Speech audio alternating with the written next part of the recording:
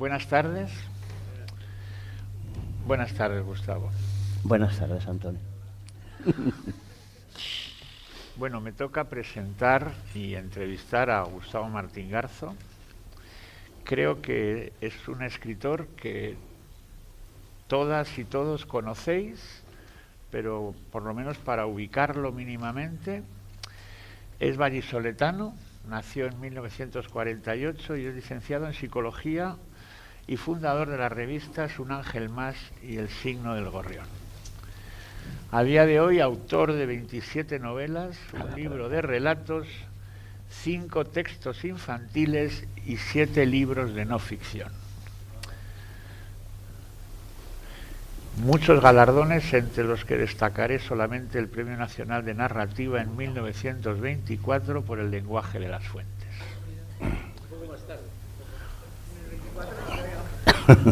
¿Un año más tarde?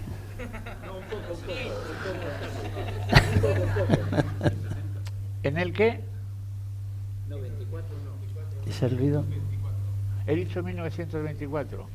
No, he querido decir 1994. Perdón, son los nervios. Bueno, antes de preguntarte nada, tienes la palabra. Está bien. Pues es una buena forma de empezar, ¿verdad? Sí, sí. Te lo he avisado antes. Es verdad, sí, sí. Bueno, nada, pues en primer lugar agradecer en primer lugar la invitación a mis amigos del Grupo Peonza, que se hayan acordado de mí y me hayan invitado a estar esta tarde delante de todos vosotros. Y agradeceros, por supuesto, a todos vosotros y vosotras que estéis aquí para escucharnos y a ver, en fin, si podemos dar algo que os complazca y que os haga, por lo menos el tiempo que estemos hablando, un poco felices, ¿no? Bien, ¿y qué más puedo decir? ¿Qué quieres que diga? Yo creo que realmente eso de las 27 novelas es una exageración, porque no es posible que haya escrito 27 novelas. Pero bueno, no vamos a discutir de eso ahora porque no tiene mucho sentido, ¿no? Son demasiados libros, ¿no? Bueno, ¿qué digo? Bueno, mira, pues voy a aprovechar, puesto que está aquí Ana Merino, voy a aprovechar para citar una frase de su padre, del gran escritor José María Merino, que es una frase que yo siempre que puedo la cito y que me parece que de alguna manera resume este mundo en el que estamos todos, que es el mundo de la literatura, que es el mundo del cuento. Dice José María Merino a través de un personaje que ahora no recuerdo exactamente cuál es su nombre, ¿no? ¿Qué nombre tiene? Dice, no es el ser humano el que crea la ficción, sino que es la ficción la que nos hace humanos. Fijaros, parece que es un matiz, un juego de palabras, pero no hay nada más cierto que esa frase. Es decir, realmente la fundación de lo humano, eso que podemos llamar la fundación del humano, siguiendo un poco esa expresión de Harold Bloom, es decir, la fundación del humano está en las historias, en ese corpus de historias que proceden de los orígenes del tiempo y que han venido transmitiéndose de unas generaciones u otras hasta llegar hasta nosotros, ¿no? Porque la mayoría de los cuentos, incluso los cuentos que nosotros escribimos pensando que se nos han ocurrido a nosotros, de alguna forma vienen de lugares remotísimos, ¿no? Y aquí, bueno, ya cito otra frase, en este caso es de los bosquimanos, que para contar lo que era un cuento decían, un cuento es como el viento, viene de muy lejos y lo sentimos. Yo creo que realmente cuando un cuento nos conmueve, tenemos ese sentimiento de que viene de un lugar originario, que ha recorrido el mundo y el tiempo y que inesperadamente llega a nosotros y nos produce esa especie como de temblor que nos hace de alguna forma sentirnos vivos y sentir que esa historia, por muy lejos que esté de nosotros en apariencia, está hablando de lo más íntimo de lo que somos, ¿no? Pues esto es mi comienzo. Precioso. Tú has dicho en algún momento, cito de memoria, nosotros no elegimos las historias, son ellas las que los eligen a nosotros, solo somos el instrumento a través del cual se cuentan. Sí, bueno, tiene que ver un poco como con eso que te he dicho, ¿no? Es verdad que yo creo que lo decía, no me acuerdo ahora cómo se llamaba este ponente el bibliotecario un poco de Bellas Artes, ¿no? No me acuerdo. Que bueno, cuando hablaba de que las historias estaban por aquí flotando tal vez y las cogíamos y las llevábamos las poníamos en nuestros labios, ¿no? Bueno, yo no sé exactamente. Cuando te preguntan, por ejemplo, de dónde vienen los libros, de dónde surgen tus ideas, nunca sabes contestar, ¿no? Bueno, hay veces que sí, que por ejemplo, una historia puede proceder de un recuerdo, puede proceder de un sueño, puede proceder de una imagen, que por alguna razón misteriosa en fin, tiene adquirido un poder sobre ti que no puedes borrártela de la cabeza, ¿no?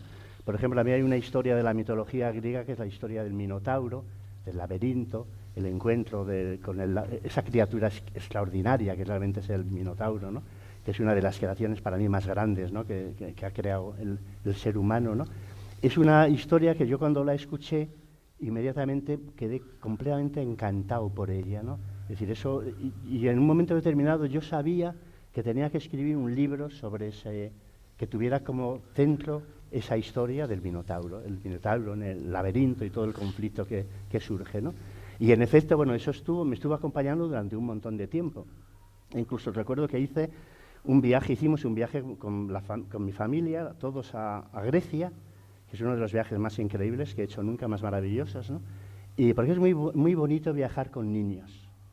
Los niños que ya tienen una cierta edad, ¿no?, para entender cosas que les puedes contar, ¿no?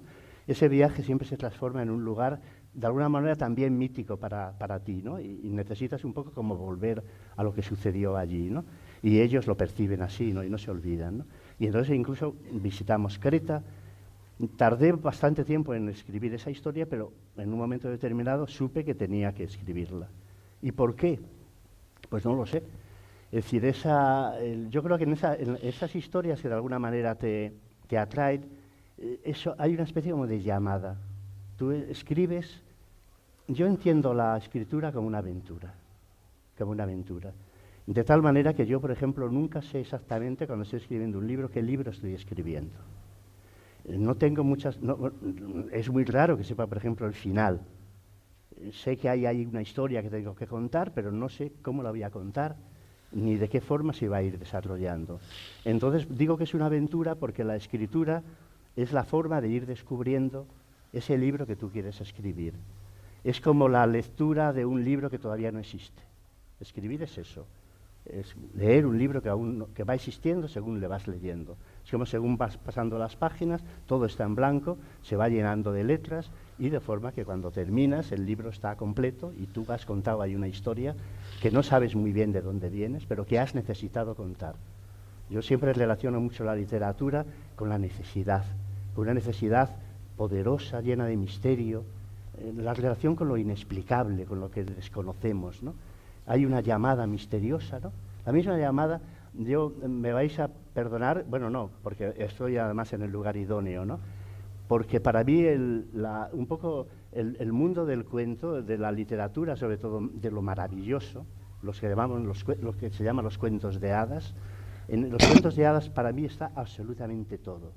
Yo no entiendo cómo los adultos pasan olímpicamente de ellos, ¿no?, pensando que solamente pueden satisfacer a los niños, porque yo creo que realmente todo lo que de alguna manera nos afecta como seres humanos está presente en esas historias extraordinarias que realmente hunden sus raíces en el mundo del mito, en los primeros relatos de la humanidad, etcétera, etcétera, ¿no?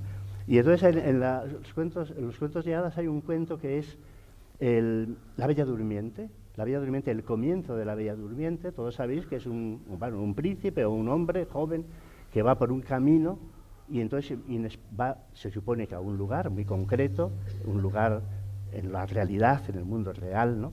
Y entonces de pronto hay algo que le hace apartarse de ese camino e internarse en un bosque misterioso. Pero él no sabe por qué lo hace, ni por qué ha abandonado ese camino y se está internando en ese bosque que, curiosamente, como sabremos luego que se ha cumplido esa maldición que pesa sobre él, pues entonces según va avanzando por ese bosque lleno de zarzas, pues los matorrales se van abriendo y van dejando libre un camino que le va a llevar a un lugar misterioso donde todos están muertos. Decimos, todos están dormidos. Es un mundo donde todos están muertos. Y entonces, ¿qué es la escritura para mí? Sentir esa llamada, abandonar ese camino que te lleva por el mundo real y llegar a un lugar misterioso donde no sabes exactamente lo que está sucediendo. Y escribir es despertar lo que está dormido, que es un poco lo que hace este príncipe. Según va avanzando, ve a todos aquellos seres dormidos, llega a una alcoba misteriosa donde se encuentra con una muchacha bellísima que está allí, aparentemente muerta, pero a pesar de estar muerta sigue teniendo en su cuerpo y en su expresión el brillo, digamos, de la vida, y entonces se acerca y podía haber huido, porque es un lugar espantoso, porque es un lugar de muerte. Sin embargo, no huye, porque se siente poderosamente atraído por aquella criatura inesperada, y entonces se inclina y la besa, y el beso, en ese caso, tiene el valor simbólico de la pregunta. Esa es una de las preguntas esenciales que nos funda también como seres humanos. La pregunta de quién eres tú. Esa es es la gran pregunta del amor.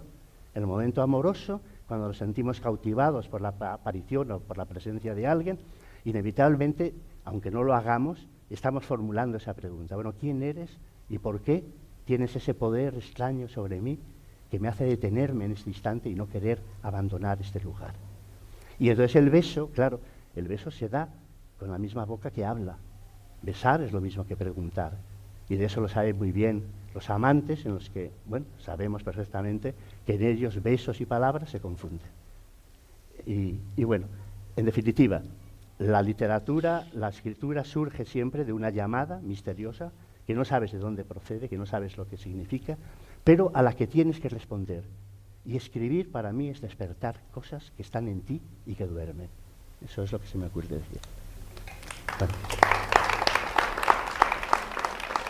Increíble, ¿eh? En un texto tuyo que se llama La rama dorada, dices que contar es volver a vivir, pero poniéndose a salvo del desorden propio de la vida. En el fondo, la verdadera vida no es tanto la que únicamente se vive, sino aquella que al tiempo de vivirse se puede contar. Claro, claro. Bueno, esto es un poco lo que venimos diciendo desde el comienzo, ¿no? Es decir, hay algo en cada uno de nosotros que nos hace que no solamente conformarnos, digamos, con vivir, sino que necesitamos que nuestra vida se pueda transformar en una historia que merezca ser contada. Y vivimos para conseguir eso. Hay un personaje de una película de Rohmer, director de cine extraordinario, ¿no? Con esas chicas increíbles, ¿no? Que salen en sus películas, que son todas unas lunáticas maravillosas, ¿no? Entonces yo creo que es la película esa que se llama El Rayo Verde. Hay una de sus protagonistas dice: me gusta la realidad siempre que se pueda transformar en una ficción. Fijaros lo que dice. Es decir, vivimos en el mundo real, pero siempre esperando que la realidad se transforme en algo que esté dotado de sentido, que tenga el poder de encantarnos de alguna forma, y a su vez, una vez que nosotros lo convertimos en algo propio, al contárselo a los demás, el poder de encantar a los demás. Vivimos, como esto lo decía Isaac Dinesen, esta maravillosa escritora, ¿no? Decía, hay dos razones por las que vivimos: para hechizar a los demás y para ser hechizados por ellos. En el fondo es como, si dijéramos de otra forma más sencilla, vivimos para amar y para ser amados, ¿no? Porque el amor no deja de ser un hechizo, ¿no? Entonces, en ese sentido, claro que vivimos deseando que nuestra historia se transforme en algo que merezca la pena ser contado. Y de hecho, yo que sé, cuando viajamos, cuando nos pasa algo que sentimos que es algo especial, algo distinto a lo habitual, inmediatamente estamos deseando encontrarnos a alguien, no a cualquiera, a alguien especial también para poder contárselo. Y decir, oye, mira lo que me ha pasado. Cuando uno de esos viajes donde nos suceden un montón de cosas pues que nos parecen extraordinarias, ¿no? Estamos deseando volver para encontrar a alguien y contárselas. Y entonces esa historia es la que realmente nos hace... Porque claro, la historia tiene el poder de ordenar el mundo, claramente, porque una historia está ordenada, tiene un principio, tiene un desarrollo, tiene un fin, y la vida no es así. La vida es un caos, está llena de... Nuestra propia vida es consecuencia del azar, no de nuestras elecciones. Es decir, somos como somos, pues porque el azar de alguna forma nos ha hecho así. Es decir, basta pensar un momento, basta que ese día que cogimos un tren que nos llevó a una ciudad donde al salir del tren nos dirigimos a un bar y en ese bar encontramos a aquel o aquella con la que luego, en fin, nos emparejamos y que luego, en fin, durante, por lo menos en aquellos tiempos, duraba a lo mejor ese encuentro toda la vida, ahora parece que duran menos las cosas, pero lo cual no está nada mal tampoco, ¿eh? Pero bueno, el caso es que basta que hubiéramos perdido ese tren y aunque hubiéramos cogido el siguiente, habríamos llegado y hubiéramos vuelto a la misma cafetería, habríamos llegado a esa cafetería media hora después y a lo mejor ese o esa que nos encontramos ya no estaba allí. Y por lo tanto, ese encuentro no se habría producido. Y si no se hubiera producido, pues entonces se habría producido otro, obviamente. Pero ya nuestra vida sería completamente distinta.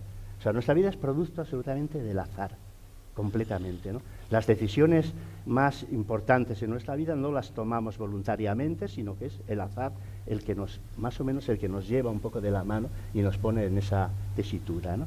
Entonces hay en nosotros la vida que vivimos y también otra cosa muy importante en la literatura, la vida que no hemos llegado a vivir. Una vez a Juan Ramón Jiménez le preguntaron, bueno, vamos a ver, se dice que una persona, por ejemplo, en el momento de morir, tiene un instante en el que ve toda su vida, ¿no? Es decir, ¿qué le gustaría a usted ver? Dice, no, yo si eso es cierto, no me gustaría ver lo que he vivido, sino lo que no he llegado a vivir nunca. Entonces, claro, lo que no vivimos forma parte de nuestra vida también. Bueno, eso es un poco lo que simboliza la Bella Durmiente. La Bella Durmiente, desde un punto de vista simbólico, simboliza nuestra vida dormida. La Bella Durmiente es nuestra vida dormida. Un psicoanalista diría, es nuestro inconsciente. Es todo aquello que está en nosotros, pero que no hemos llegado a vivir. Y claro, cuando eres joven, tú siempre piensas que todo lo que no has vivido vas a tener tiempo para vivirlo, porque aún tienes muchos años por delante, pero a partir de una edad determinada, pues ya uno tiene que decir, bueno, esto yo creo que mejor que renuncie a ello y que me conforme con lo que tengo, ¿no? Lo que pasa es que ahí tenemos los que amamos la literatura, los que amamos el arte, tenemos el gran regalo del arte. El arte nos permite vivir esas otras vidas que no hemos llegado, digamos, a realizar en nuestra vida, digamos, ordinaria, ¿no? Y ese es el gran don de la literatura, del mundo de los cuentos, pero también de la música, todo el mundo del arte en su conjunto, ¿no? Dices que el azar es el que produce lo que nos sucede. Entonces, ¿qué azar le ocurrió al psicólogo que eras y sigues siendo para que en un momento determinado aparezca la literatura en tu vida, como hacedor de ella? Sí, yo creo que no tiene nada que ver con la psicología. Yo es verdad que estuve muchos años ejerciendo de psicólogo. Además, bueno, me ocupaba y me gustaba, porque era psicólogo de niños y adolescentes, ¿no? Y bueno, como para mí esas edades, el niño y el adolescente, son las edades de plenitud de la vida. El adulto es un superviviente, un pobre superviviente de aquello que fuimos en la infancia. Ana María Matute dice que de la gran llamarada que es la infancia, el adulto es el rescoldo, lo que queda de esa hoguera, ¿no?, que ardió en un momento determinado, ¿no? Y yo estoy plenamente convencido de la superioridad absoluta del niño respecto al adulto, ¿no? Por muchas razones, bueno, luego podemos hablar si quieres de ello, ¿no? Y entonces, ¿qué me habías preguntado? ¿Qué azar ocurre? Ah, bueno, ya, bien, pues entonces yo, efectivamente, mi profesión fue ser psicólogo, ¿no? Que también lo elegí un poco también por azar y creo que me equivoqué, que no tenía que haber elegido ser psicólogo, pero bueno, en fin, lo fui y no me quejo porque sí que es un trabajo que disfruté, ¿no? Pero yo creo, y claro, inevitablemente esa es una pregunta que me han hecho muchas veces. Como escritor, ¿qué debe el escritor al psicólogo y el psicólogo qué debe al escritor? Yo creo que el escritor al psicólogo le debe muy poco y sin embargo el psicólogo al escritor le debe todo. Yo creo que realmente la forma más plena o más directa de alcanzar un poco, en fin, eso que llamamos el corazón humano, de entrar en ese recinto misterioso que es el corazón humano, es a través de la literatura, a través de los cuentos, a través de los poemas, a través de las palabras, ¿no?, de los grandes poetas, ¿no? Son los que de verdad nos cuentan lo que somos. Los psicólogos no van tan lejos en absoluto van, ¿no? Es verdad que el psicólogo y el escritor tienen por objeto, digamos, la misma criatura, que es el ser humano. Lo que pasa es que yo creo que el escritor habla un poco desde la razón, se expresa a través de la razón y de alguna manera lo que busca son esas palabras, ¿no?, que permiten expresar lo que somos, ¿no? Pero el escritor no habla desde la razón exactamente, ¿no? Y realmente nos pone en contacto, como he dicho hace un momento, ¿no? Nos pone en contacto con lo que desconocemos de nosotros mismos, ¿no? Con esa vida un poco en la sombra, ¿no? Que es donde está nuestra verdadera vida, porque ahí están nuestros deseos, están nuestros sueños, están nuestros anhelos, está esa vida dormida de la que hablaba hace un momento, ¿no? Esa vida invisible, ¿no? Porque tenemos dos vidas, esta vida que es la que estamos mostrando, pero luego hay otra vida secreta que es la que permanece en nuestro interior y de la que muchísimas veces ni nosotros mismos sabemos gran cosa. Pero para que alguien se entere de lo que nosotros estamos sintiendo, nosotros se lo tenemos que decir, se lo tenemos que contar. Y no siempre podemos contar las cosas que nos pasan, ¿no? Porque también la literatura tiene muchísimo que ver con lo inefable, con aquello que no se puede expresar, que en el fondo siempre es lo más íntimo, ¿no? Porque todo lo más intenso de nuestra vida te deja mudo, te deja sin palabras, ¿no? Esa es una prueba realmente de que te has acercado a algo valioso en el sentido pleno de la palabra, pues porque de pronto no sabes qué decir, no sabes cómo contar eso que te está pasando, ¿no? Entonces, la experiencia estética es así, por ejemplo, cuando de pronto vas en un museo y estás contemplando una serie de cuadros, ¿no? Tú sabes que son cuadros admirables, porque bueno, pues tienes una cierta sensibilidad para saberlo, conoces, identificas a los pintores, pero no pasas más o menos por delante de ellos, de la mayoría, sin que te cause un trastorno especial, ¿no? Pero de pronto hay uno que sí, hay uno que de pronto hace que te detengas ante él y que no puedas seguir avanzando, porque allí hay algo, eso que decíamos antes, como una llamada que te hace quedarte ante ese cuadro en concreto y inevitablemente preguntarte, bueno, ¿pero qué es esto? ¿Qué me está pasando? ¿Este cuadro qué me está diciendo? ¿Qué es lo que me pasa aquí? Fijaros de dónde viene la palabra ¿qué es?, ¿no? En la Biblia hay un relato que todos conocéis, que es cuando Moisés abandona Egipto con todo el pueblo judío y van en busca de la tierra prometida. Entonces, bueno, pasan todo un montón de calamidades porque esa tierra no aparece nunca y están todos desesperados porque pasan ya hambre, es decir, tienen hambre, calor extraordinario, ¿no? Empiezan a protestar y a decir, bueno, ¿pero a dónde vamos? Pero esa tierra prometida de la que nos has hablado, ¿dónde está? Y entonces cuando más desesperados están, entonces de pronto se produce un hecho portentoso y es que empiezan a caer del cielo como copos aparentemente como de nieve, pero bueno, ellos no saben lo que es la nieve porque en aquellos territorios no hay un fenómeno atmosférico semejante, ¿no? Ven caer esos copos, que nosotros le identificamos así, y entonces se quedan maravillados porque no han visto nunca nada semejante, y todavía se maravillan más cuando esos copos, al caer en sus manos, los cogen, se los llevan a la boca, y entonces tienen sabores deliciosos, y a la vez les transmiten una energía sorprendente, ¿no? Y entonces, claro, están absolutamente encantados, ¿no? Y al día siguiente vuelve a suceder todo eso. Y entonces ellos, en un momento determinado, se preguntan, bueno, ¿pero esto qué es? Y sabéis lo que significa la palabra maná, exactamente, en hebreo. La palabra maná significa ¿qué es? ¿Qué es esto? ¿Qué es lo que te pasma? ¿Qué es lo que te hace detenerte ante ello? ¿Qué es lo que te deja mudo? ¿Qué es lo que no puedes abandonar inexplicablemente porque no sabes exactamente de dónde viene ni lo que te va a pasar si atiendes a aquello que significa, ¿no? Entonces, yo pienso que siempre que hay algo en nuestra vida que nos hace formular esa pregunta, ¿qué me está pasando? ¿Qué es? Entonces, es como si el maná volviera a caer en el mundo, ¿no? El maná significa eso, es el momento un poco del prodigio, el momento en que pasa algo que realmente llena mi vida y la da sentido, un sentido inexplicable, que por otra parte tampoco puedes definir, ¿no? Pero que en ese instante no te parece que la vida no tenga sentido, ni que la vida no merezca la pena ser vivida. Es la irrupción del prodigio. Yo creo que vivimos esperando siempre la irrupción del prodigio. Y por eso la literatura maravillosa a mí me encanta, porque está llena de portentos, absolutamente, ¿no? Y el niño siempre anda buscando esos momentos de deslumbramiento, ¿no? Esos momentos de epifanía, ¿no? En que siente que allí está sucediendo algo que se confunde en el fondo con su vida. Se siente algo que te hace sentirte vivo, Porque en el fondo la última razón de la literatura y de las palabras de la literatura, las palabras de la poesía son portadoras de vida, clarísimamente. Igual que las palabras del amor. Las palabras amorosas son portadores de vida y por eso nos gusta escucharlas.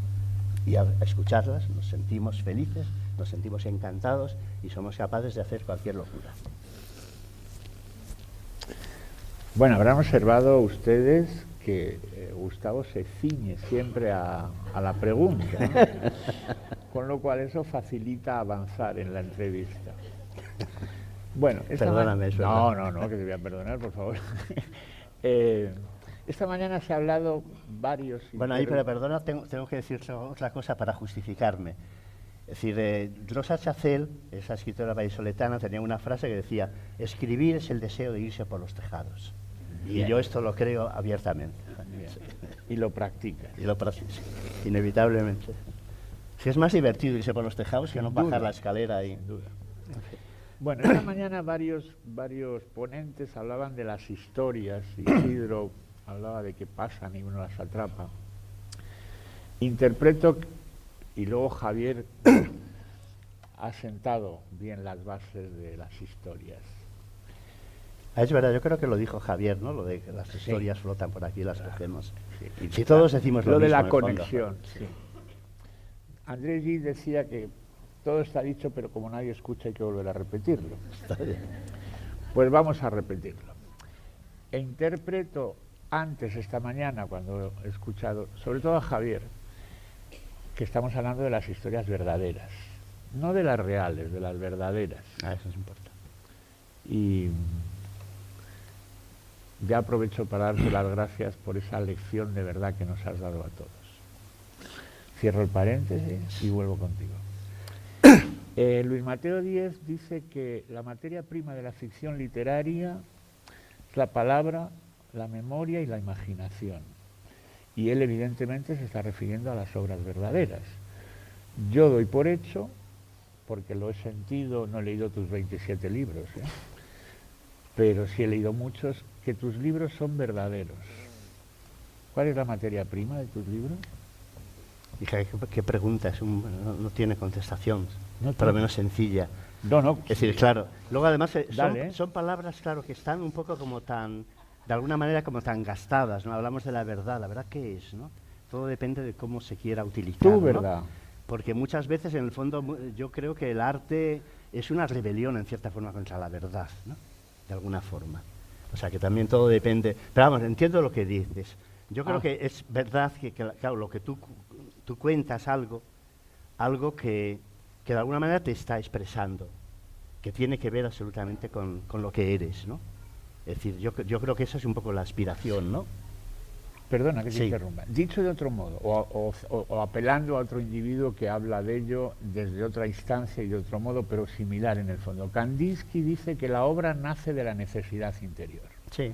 A eso me refiero. Sí. Vale. ¿Cuál es tu necesidad interior? Expláyate. Bueno, es que yo creo que el ser humano es un ser que no se siente nunca satisfecho, que no se siente, que nunca está completo, por más que tenga, ¿no? Siempre tiene el sentimiento de que le falta algo, en definitiva. Hay una anécdota que me he acordado que es muy hermosa, os va a gustar, de un poeta vanguardista, Juan Hidalgo, que él, para explicar lo que era la poesía, una vez le explicaron qué era la poesía, y entonces recordó una anécdota de su infancia. Él era manchego y entonces iba con su madre, vivía en un pueblecito de La Mancha, iba con su madre a aquellas tiendas que había en los pueblos, ¿no? Que los colmados, las tiendas de ultramarinos, ¿no? Donde había un poco de todo, que eran como una mercadona diminuta, ¿no? Porque ahí podías comprar absolutamente de todo. Y entonces los niños iban con su madre y la madre llegaba allí y le pedía al tendero pues las cosas que necesitaba, ¿no? Pues para, yo qué sé, la limpieza, para alimentarse, etcétera, etcétera, ¿no? Y cuando ya había terminado de pedir, había hecho su compra, entonces, bueno, le preguntaba que cuánto era, le pagaba, y entonces, bueno, en principio parece que aquello se había terminado. Pero los niños sabían que no se había terminado porque se quedaban a la espera de algo. ¿Y ¿en qué se traducía eso? Cuando el tendero, que sabía lo que iba a pasar, Decía, bueno, pero ¿qué pasa? Porque si ya vuestra madre ya ha pedido todo lo que necesitaba, ¿qué más? ¿Qué queréis? Y entonces los niños le decían, ¿y el algo? ¿Y qué era el algo? El algo era unas barritas de regaliz, unas bolitas de anís que tenía allí el tendero a su lado y que siempre daba a los niños. Y solamente dándoles eso, los niños se iban tan tranquilos. ¿Qué dice Juan Hidalgo? El arte es ese algo. Es decir, es algo que en el fondo se añade a lo ya bastante y que de alguna forma es un suplemento de sentido, que se añade a lo que en realidad necesitamos desde un punto de vista realista, pero que es un regalo a la imaginación y que tiene el poder de abrir nuestra mente, nuestro pensamiento, a esos territorios, digamos, inciertos e infinitos, los territorios de nuestros sueños, de nuestros deseos, etcétera, etcétera, ¿no? Entonces, ese algo, en el fondo, es lo que es inherente, digamos, a la vida humana. Todos, por muy satisfechos que estemos de la vida que tenemos, no vamos a hablar de alguien que tiene una vida desgraciada y entonces obviamente no puede estar contento con ella. Pero imaginaros uno que está contento con la vida que tiene, piensa que más o menos ha realizado las cosas que había soñado, que tiene sus hijos, su familia, yo qué sé qué, y sin embargo, hasta ese mismo, en un momento determinado, a lo mejor cuando está sentado en un banco, de pronto se pone a pensar en cómo es su vida y se dice a sí mismo, bueno, ¿y esto es todo? ¿De verdad esto es todo? No, no puede ser. En la vida tiene que haber algo más, ¿no? Y entonces siempre estamos a la espera de algo más, clarísimamente. Y el arte es ese algo más, ¿no? Por ejemplo, podíamos quedarnos satisfechos en las relaciones entre nosotros, ¿no? Con la sexualidad, que es maravillosa, que nos proporciona mucho placer, mucho gusto y que puede ser muy satisfactoria. Y sin embargo, no nos basta. Y si hay una pareja que disfruta mucho con el sexo, pero si se compenetran hasta un nivel tal que están tan encantados de haberse conocido, inevitablemente van a preguntarse por ese otro algo misterioso que es, para mí es el amor, el mundo del amor, que está más allá un poco del mundo. Claro que el mundo del amor parte del deseo, pero evidentemente el amor está pidiéndote otra cosa. Decir, bueno, esto está muy bien, pero esto es todo. No, no es todo. Y entonces buscan otra cosa. Entonces somos, por lo tanto, permanentes, no sé, como mendigos, ¿no? Siempre a la búsqueda de algo que nos falta, de algo que no tenemos, ¿no? Y entonces y el mundo del arte es solamente esto. Es ese algo que nos hace entrar de pronto en un cine para ver una película disparatada que nos cuenta una historia que no tiene nada que ver con nuestra vida habitual, ¿no? O que nos hace entrar en un ballet. ¿Qué nos aporta un ballet, no? ¿Qué es eso? Esos bailarines que en un escenario dan esos saltos, ¿no? Que se mueven de una manera que no son nuestros movimientos habituales, ¿no? ¿Qué nos están diciendo? No nos basta con poder andar, con poder sentarnos, con poder levantarnos. No nos basta. ¿Y por qué queremos flotar en el aire? ¿Por qué? Bueno, pues ahí está la pregunta. Y a esa pregunta no tienes respuesta. Porque todas las preguntas importantes de la vida, ninguna de ellas tiene respuesta. Cuando veáis que no hay respuesta, sabéis que estáis haciendo justo la pregunta que teníais que hacer. Pero claro, inmediatamente tenéis que conformaros con el hecho de no saber qué decir.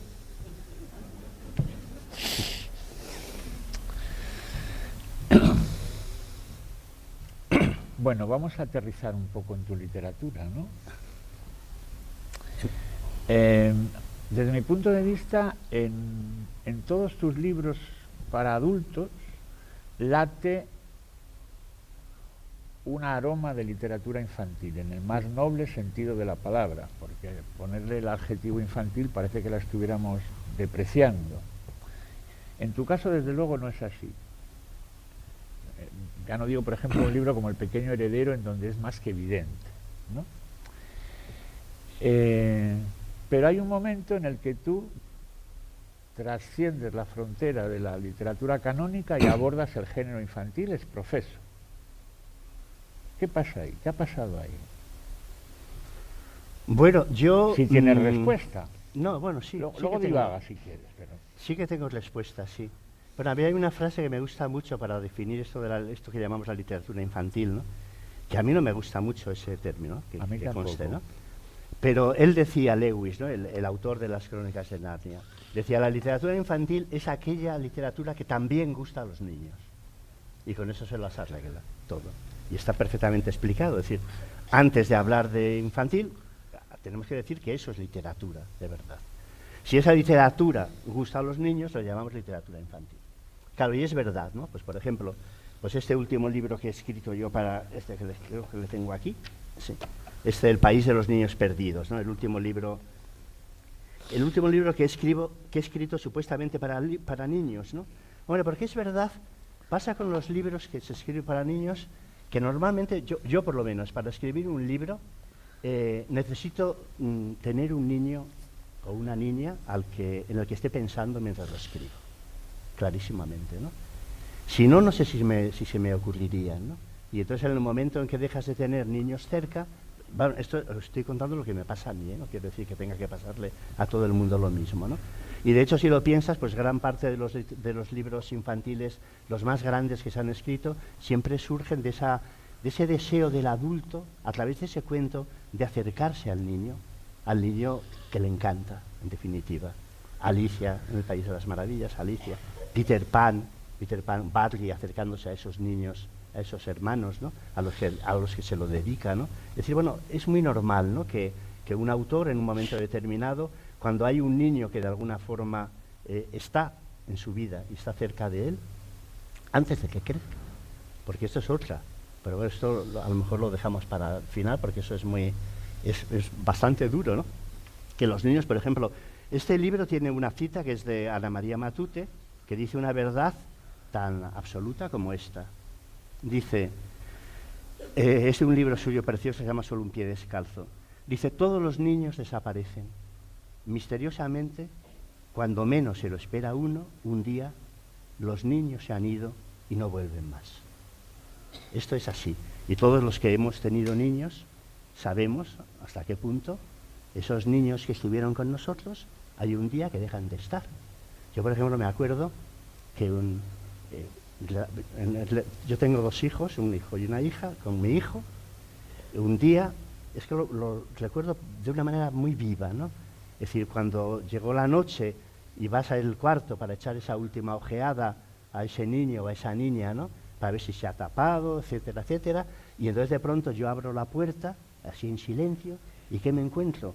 Que en vez de ese niño hay un chico de 1,80 o 1,90 acostado en esa cama. Y digo, bueno, pero ¿esto qué es? ¿Pero cómo es posible?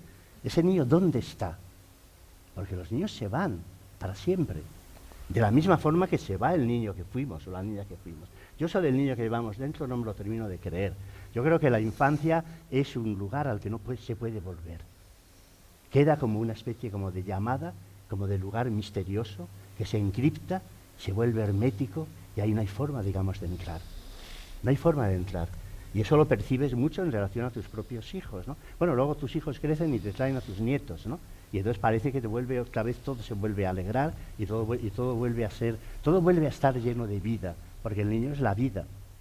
El niño es el nacimiento del mundo, en realidad, ¿no? Y bueno, ¿y por qué? ¿Qué estaba diciendo yo? Ay, Dios. Yo te había preguntado, Me habías preguntado. que en algún momento tú decides escribir literatura. Sí, bueno, vale, de acuerdo.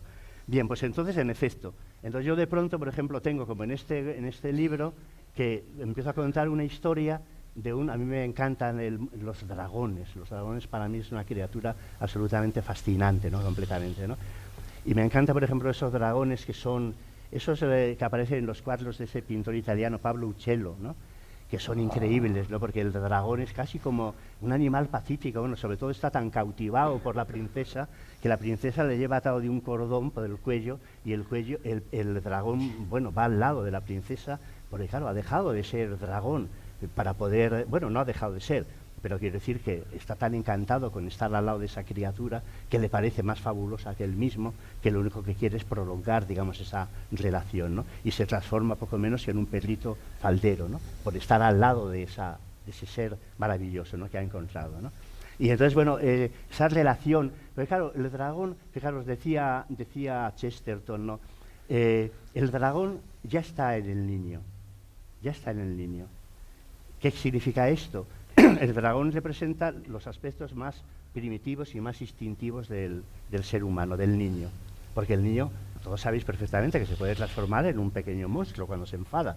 Imaginaros un niño cuando tiene esas rabietas infantiles a los 2 o 3 años, pues porque es un ser diminuto, pero si fuera mayor, bueno, sería como Carrie, ¿no?, en aquella película en fin, que podría destruir el mundo realmente, ¿no? Porque si tuviera una fuerza, porque realmente es una fuerza desmesurada la que desencadena, pero al ser tan diminuto, pues se puede más o menos controlar, ¿no?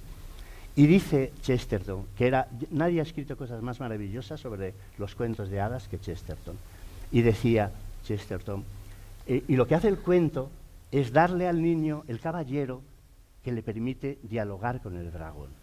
En el caso de Pablo Uchero no le daba un caballero, sino que le daba una princesa al dragón, porque esa princesa apaciguaba esa fuerza desmesurada del dragón y le permitía manejar todo eso, ¿no?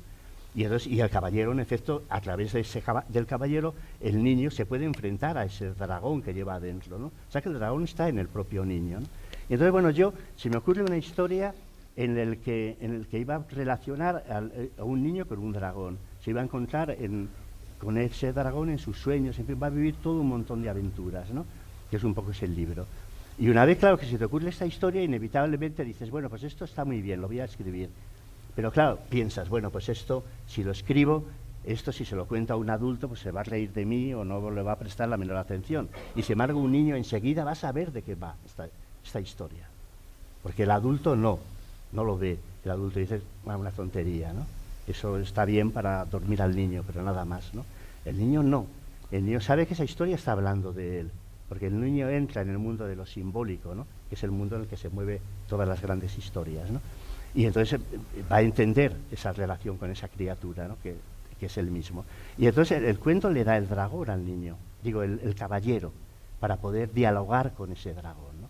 Y esa es un poco la maravilla. Entonces, claro, cuando tú te pones a escribir y tienes una historia un poco de este tipo, donde hay hadas, donde hay duendes, donde hay criaturas que parece que pertenecen a un mundo que no es exactamente el nuestro, que no es el mundo real, pues entonces dices, bueno, vale, yo esta historia se la voy a contar a los niños porque, en fin, probablemente son los que la van a prestar, me la van a agradecer más, ¿no? Y entonces es verdad que ahí ya tratas un poco de encontrar un lenguaje y una manera que a ellas, que se la hagas atractiva la historia, ¿no? Entonces ahí sí que ya tratas un poco de adaptarte a ese lector que vas a tener, ¿no?, que es un niño, que no es exactamente un lector adulto. Y entonces de ahí surge eso que podemos llamar la literatura infantil, ¿no? Yo siempre he pensado en niños concretos cuando he contado un cuento, ¿no? Pero me atrevería a decir que esas historias, de alguna forma, que no son diferentes de las historias que aparecen luego en mis otras novelas, ¿no? Que son las mismas, porque a mí esas son las historias que me interesan. Ese mundo, ¿no?, que se abre, ¿no?, más allá un poco de lo que podemos llamarlo el mundo real, ¿no? Si es que pasa una cosa. Bueno, te dejo preguntar, venga. No, por favor, si ya he renunciado a que me respondas. Pero me gusta mucho lo que dices, o sea que no quiero.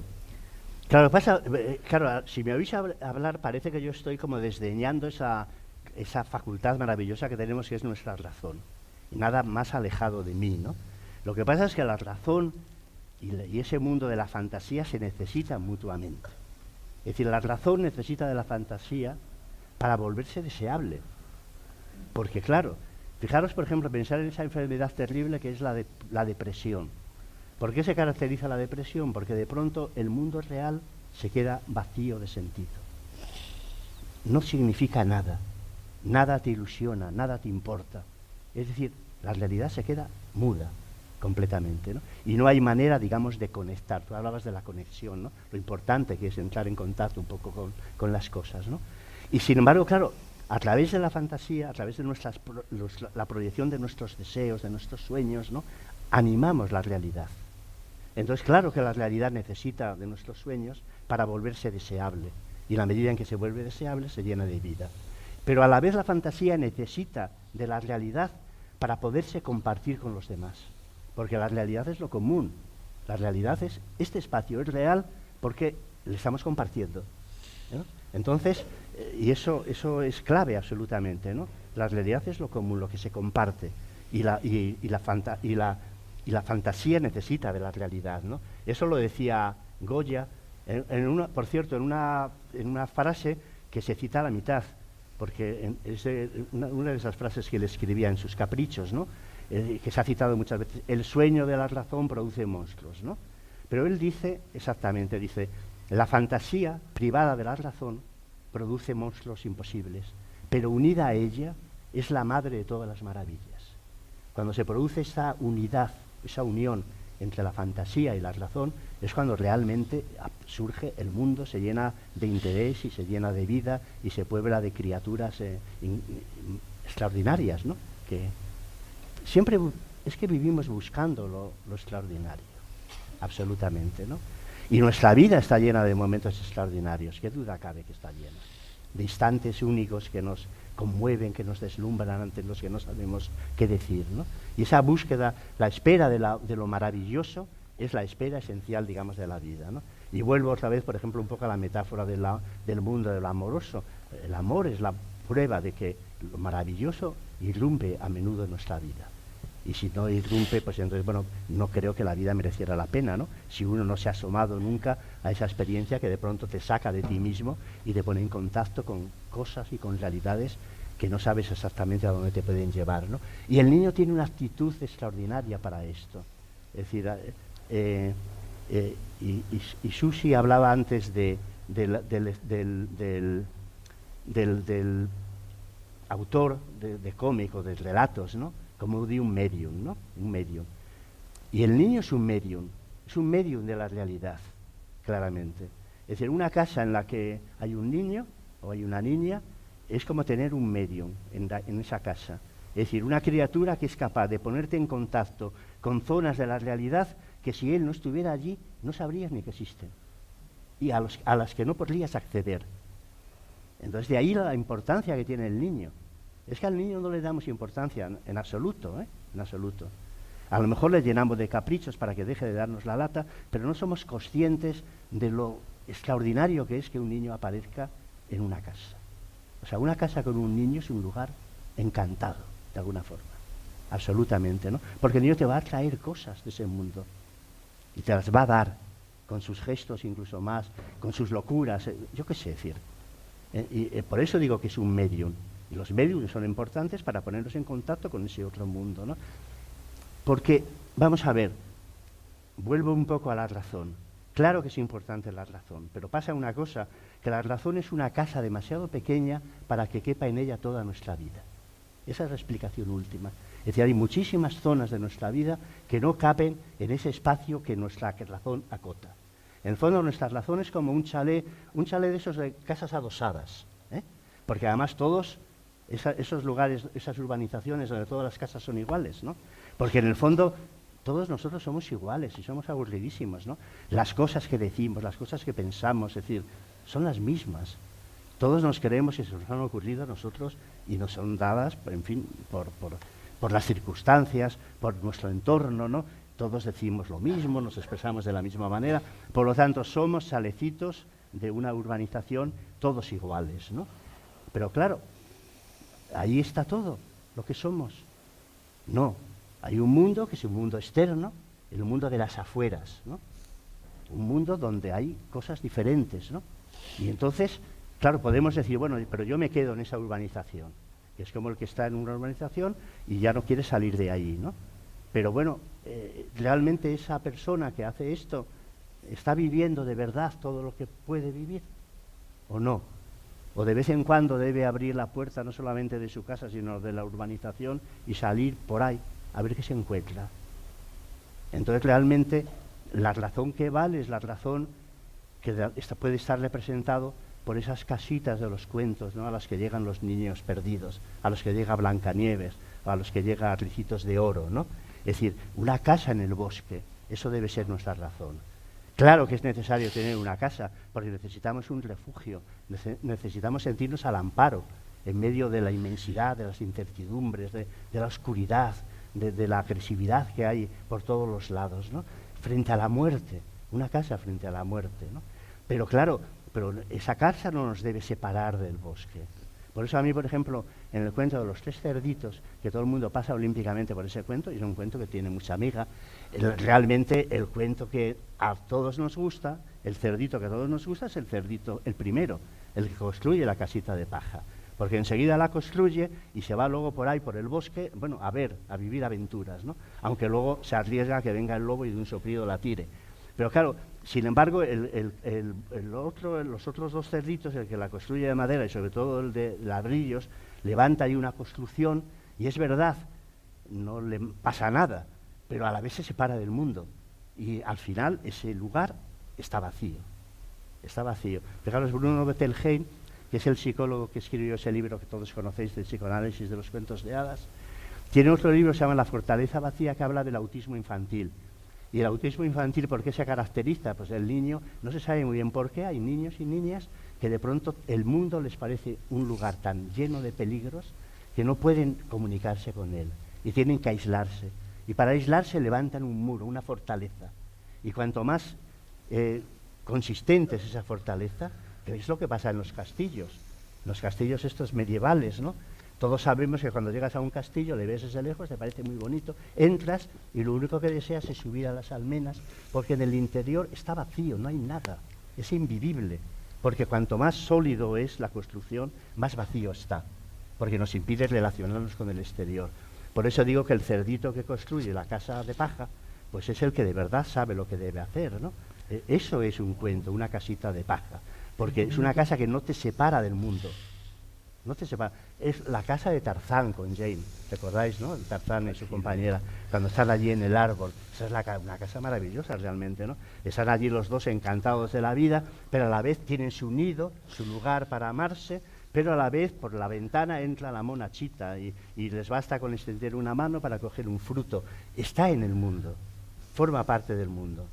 Y a la vez es un lugar, un pequeño refugio, para cuando llega la noche, cuando llegan sonidos extraños que no sabemos de dónde viene, sentirnos un poquito al resguardo, un poco del sufrimiento y del dolor, ¿no? Muy interesante. Está muy bien porque yo había preparado 12 preguntas y entonces me acaba de decir Javier en qué tiempo estamos, con lo cual te voy a hacer la última. Ah, vale. De las 12. Y más les he dejado yo decir muchas cosas. Yo había puesto, y para terminar, de todas las citas que traes a tus textos, hay una que me conmueve especialmente y que además la veo muy en sintonía con tu obra. Si puedes responder en 5 de manera minutos, breve. Es de Isaac Dinesen. Sí. La escribes en el zueco de piedra y dices: cuando el narrador es leal a la historia, allí, en el final, hablará el silencio. Sí. Allí, donde se ha traicionado la historia, el silencio no es otra cosa que el vacío. Para nosotros, los fieles, cuando hemos dicho nuestra última palabra, oiremos la voz del silencio. Eso es una frase muy hermosa, ¿no? Y es verdad, porque la literatura son palabras, pero son palabras que no están reñidas con el silencio. Llevan el silencio con ellas. Hay una, y ya voy a tratar de ser breve ahora, para terminar. Unos judíos, judíos hasidim, que son unos judíos del centro de Europa, que se caracterizaban por ser muy fantasiosos, ¿no? Por ejemplo, el prototipo de ese grupo de judíos es Max Chagall, ¿no? Todos recordáis sus cuadros llenos de fantasía, etcétera, ¿no? Entonces uno de los maestros de este grupo contaba la historia de la Torre de Babel de la siguiente manera. Decía, bueno, vamos a ver, es verdad que la Torre de Babel, es decir, no es como se cuenta, dice, los muchos lenguajes, las muchas lenguas existían antes, existían. Entonces cuando los hombres construyen esa torre para acercarse a Dios o para desafiar, digamos, a Dios, y cada uno, en función del pueblo en el que vive, tiene su propia lengua. Dice, pero aparte de esas lenguas de cada pueblo, había una lengua única que les unía a todos ellos. Y esa lengua es la que empleaban para hablar, para comunicarse con Dios, ¿no? Desde su punto de vista. O sea, que había dos lenguas, la que hablaban entre ellos para las tareas cotidianas, en fin, todo aquello que tiene que ver con el mundo real, y había esa otra lengua que servía para hablar, digamos, con Dios, ¿no? Bien, nosotros podemos perfectamente entender que la palabra Dios puede ahí significar, es una lengua que nos permitía entrar en contacto con, escuchar las 1000 voces de la vida, ¿no?, que hay, ¿no? Comunicarnos con los árboles, comunicarnos con los animales, comunicarnos con los arroyos. Por otra parte, en los cuentos infantiles todo eso habla, absolutamente, ¿no? Y entonces esa lengua es la que Yahvé, enfadado por ese acto de soberbia de los hombres, decide hacerles olvidar. Y entonces se quedan solo con estas lenguas que nosotros tenemos ahora, ¿no? Entonces yo creo que la lengua, la poesía, es esa, guarda la memoria de esa lengua perdida, de esa lengua que nos permitía hablar con las otras criaturas del mundo. Y esa lengua, hablar, es también escuchar. Esa lengua tiene muchísimo que ver con el silencio. Y si lo pensáis, fijaros, la mayoría de los instantes más plenos de la vida están marcados por el silencio.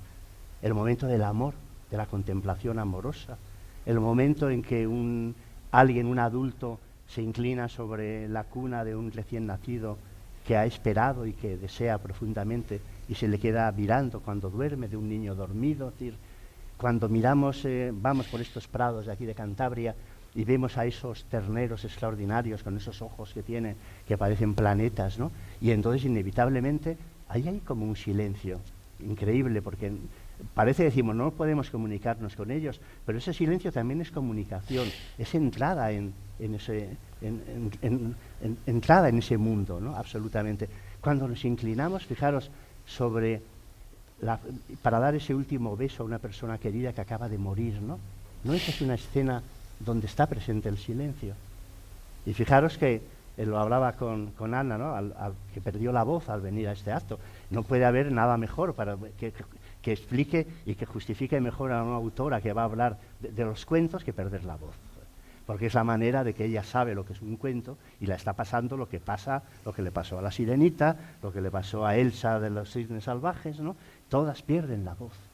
Perdemos la voz cuando amamos, perdemos la voz cuando estamos viviendo algo que de verdad merece la pena ser vivido. Y ese momento de perder la voz es el momento más literario que existe, a pesar de que pueda parecer contradictorio, porque es cuando nos quedamos sin palabras y la literatura tiene que ver con las palabras. Nada.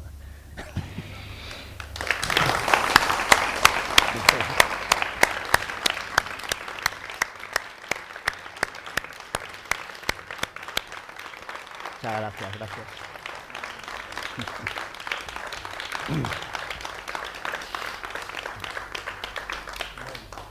Fantástico. Preguntas para Gustavo, que las va a responder todas. Beatriz, a ver. A ver, tengo 2 preguntas. Una es para Gustavo, la otra es para los dos, si puede ser.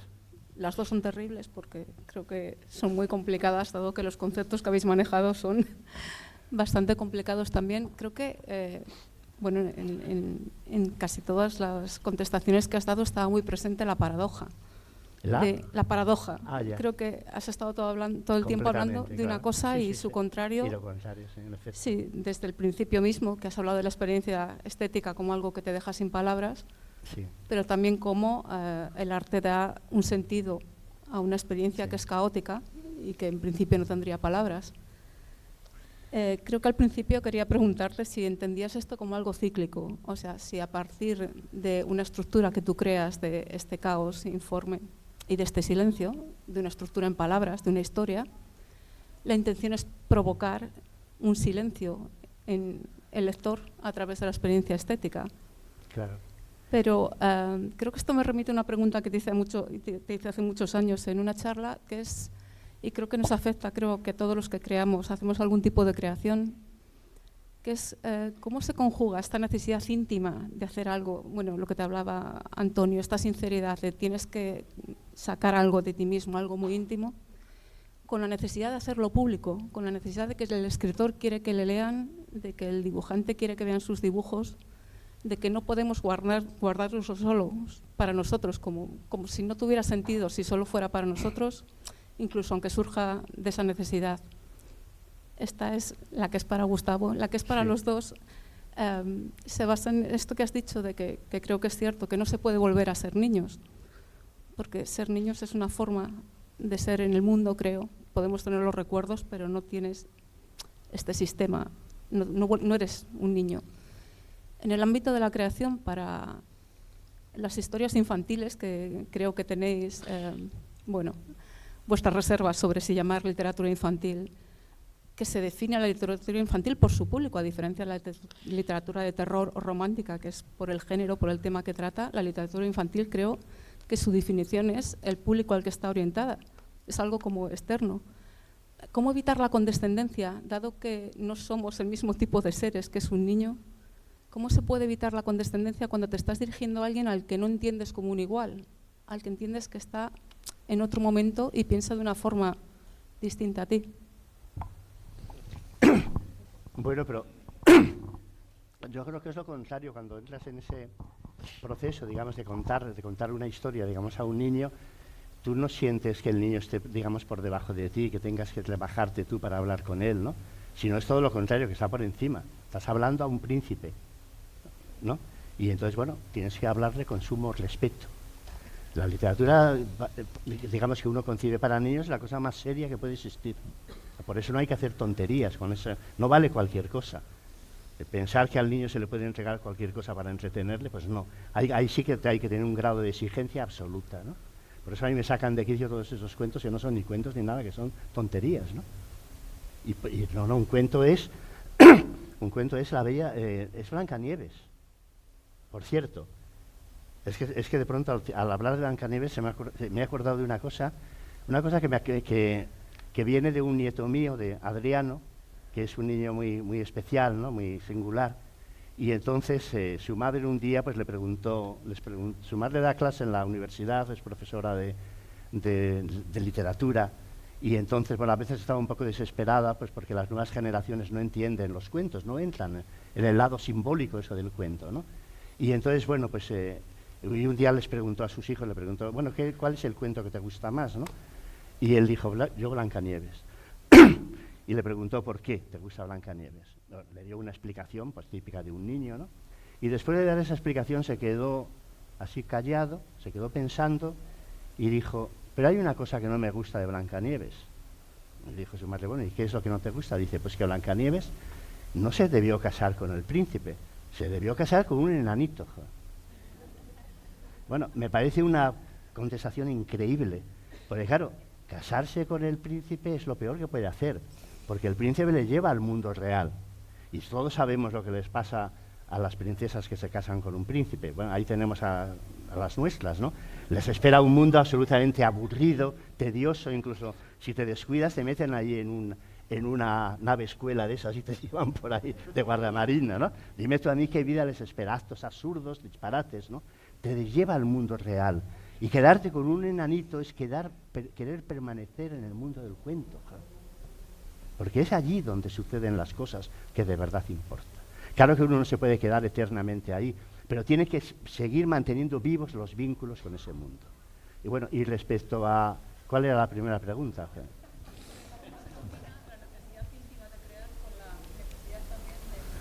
Bueno, pero es que eso es lógico, porque contar cuentos siempre es reclamar la presencia del otro. La literatura siempre es la búsqueda de los demás, el encuentro con el otro y el misterio del otro, ¿no? Y en el fondo todo lo que somos lo recibimos de otras manos, absolutamente, ¿no? Hemos recibido, por ejemplo, nuestra vida de nuestra madre, pero nuestra madre, aparte del don de la vida, nos ha dado otro don, que es el que nos transforma en seres humanos, que es el don del lenguaje. Bueno, esto sería otra conversación, ¿no? O sea, que quiero decir, todo lo hemos recibido de los demás, ¿no? Y entonces la literatura tiene que ver con el mundo, con el deseo. La literatura es el deseo, y el deseo siempre es la búsqueda del otro. Entonces, en ese sentido, el movimiento natural, cuando hay un cuento, es querer contarlo a alguien, clarísimamente, ¿no? Y luego también, claro, si lo cuentas, ¿para qué? Tiene un lado también de seducción. Es decir, el contador es un seductor. Pensar en Sherezade, que es un poco la la criatura que de alguna manera nos representa, ¿no? Gracias al poder de los cuentos, gracias al poder de la palabra, a su manera de contarlo, logra seducir a ese animal que era el sultán, completamente, y transformarle en un ser sensato y capaz de, digamos, de amar en vez de destruir, ¿no? El poder de la palabra es inmenso, es inmenso. Sin ese poder no seríamos nada, ¿no? Y ese poder hay que reivindicarlo siempre, de ahí que el lenguaje sea tan importante, ¿no? Y que debamos de ser tan exigentes a la hora de servirnos, digamos, de él, ¿no? Sí, le contesto. Bueno, yo... ¿Tú no tienes más que decir? ¿Qué? ¿Que no tienes nada más que decir? No sé. Yo tenía aquí muchas notas, pero se me ha olvidado decir una cosa que era muy importante para mí, pero bueno, ya no la digo. No. Sí, que voy a contestar. Claro. Yo es que creo que, bueno, de acuerdo en lo que decía Gustavo, de que cuando escribes para niños no rebajas el lenguaje. Bueno, yo por lo menos en mi experiencia como escritor, ¿no? Hay un ejemplo para mí maravilloso de un gran escritor, para mí un gran escritor, que es Michel Tournier, que él escribe un libro que es Viernes o La vida salvaje, y en un momento determinado hace una versión infantil que es muchísimo más interesante, que es Viernes o los... No, el libro para adultos se llama Viernes o los limbos del Pacífico, y sí. Él hace una versión infantil que se llama Viernes o la vida salvaje. Ambas están traducidas al español. El libro infantil, que por cierto es un libro de lectura obligada en los colegios franceses, Sí. Es una joya. Y el otro es un libro, no es que sea malo el de adultos, es un libro muy filosófico, muy complejo, muy de reflexión. En cambio, el otro es un libro de aventuras, pero con una frescura desde la mirada del adulto. Yo ambos los he leído como adultos, ¿no? Entonces, completamente de acuerdo con Gustavo, con esa cantidad de libros infantiles que se escriben que son absolutamente estúpidos. O sea, son libros prescindibles, lo mejor que podría haber sido es no haberse escrito. Ya está. Bueno.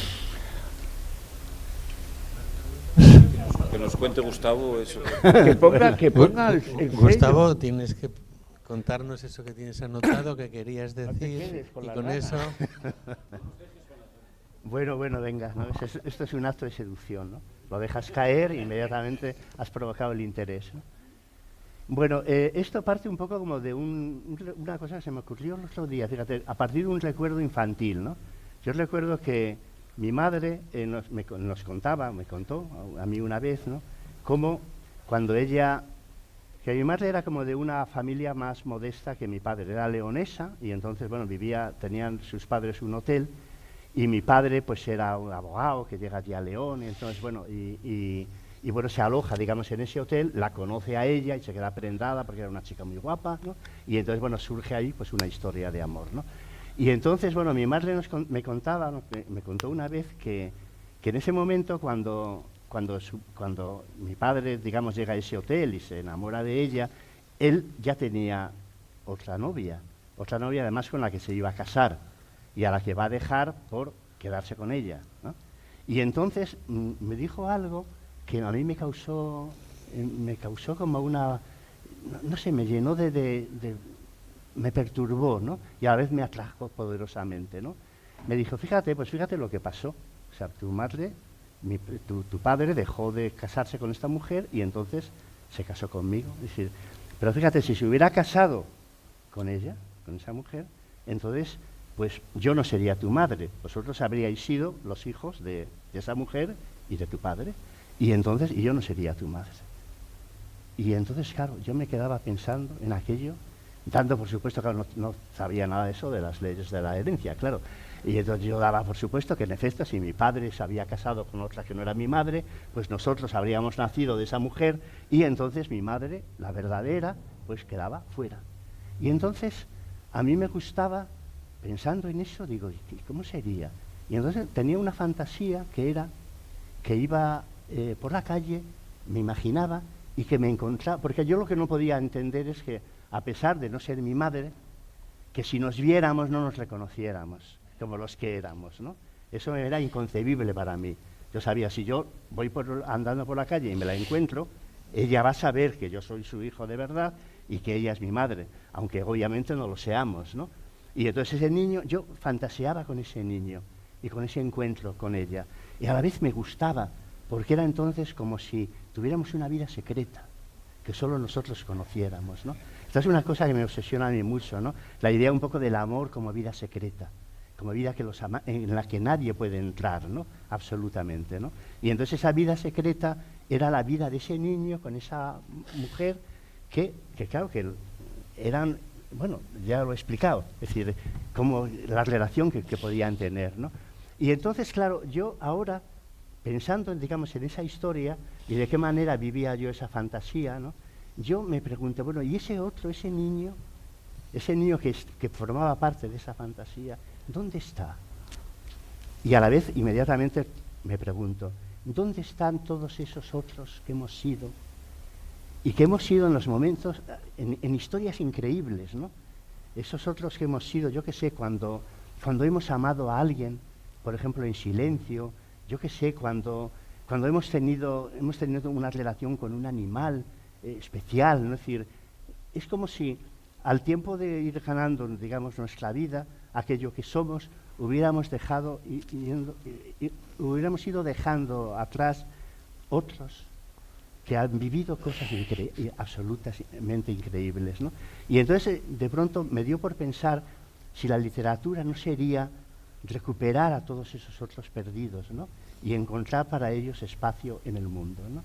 Esa es un poco lo que os quería contar, ¿no? Acerca de esa fantasía mía infantil, ¿no?